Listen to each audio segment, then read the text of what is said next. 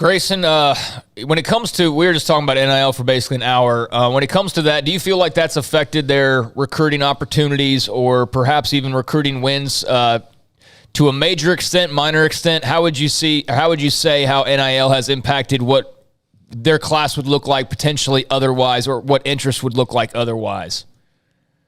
Yeah, I think it has impacted it some in a maybe not necessarily a good way, but in an okay way, and then some in a negative way.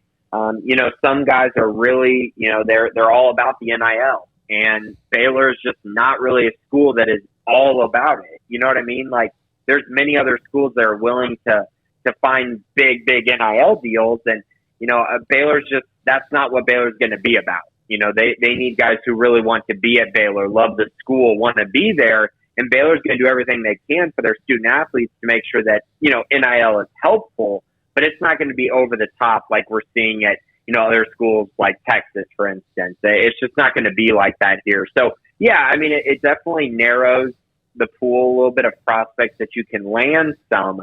But I will say, I think, for the most part, guys, there's there's an ESPN 300, right? And, I mean, all of those guys are not going to get offered big NIL deals. Like, there's going to be a lot of really, really good prospects in that 300 and outside that 300 that are awesome prospects who just don't get NIL deals. So it really hasn't impacted Baylor a ton, but I will say, it does narrow their reach a little bit, which makes total sense. And for the most part, they were going to land those type of guys anyways, regardless of NIL.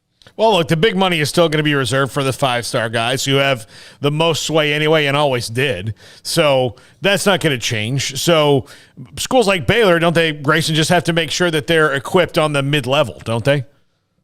Yeah, for sure. And I think, like you said, Baylor hasn't ever been a school that's about chasing five-star guys. Like, that just really hasn't been their motto. They've landed a couple really high-end prospects in the past, but it's not really something that they're targeting extremely heavily. And so those guys are going to get NIL deals. Cool. Baylor doesn't have to worry about those guys anyway. So, yeah, you're exactly right. Just be sure that you're taking care of your own student athletes, and then also worrying about, some of those mid-level battles where maybe you can find an NIL deal that's, something really positive for a recruit. Yeah, definitely.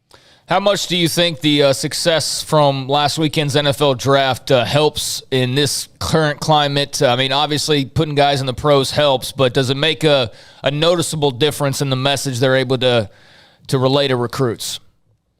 Yeah, I mean, I think it's another thing that you can sell. And to be honest, if you look at Dave Aranda's track record and even Jeff Grimes' track record, I mean, they've put a lot of guys in the NFL. So I think they have a lot to sell, but doing it at Baylor and showing a class that's this deep and, the best class in Texas, the best in the Big 12 that they just put into the draft, I think that says something. And I think recruits notice that, and especially on the offensive side, because I think defensively everyone kind of knows what Aranda's about, the guys that he's gotten into the NFL. I mean, it speaks for itself.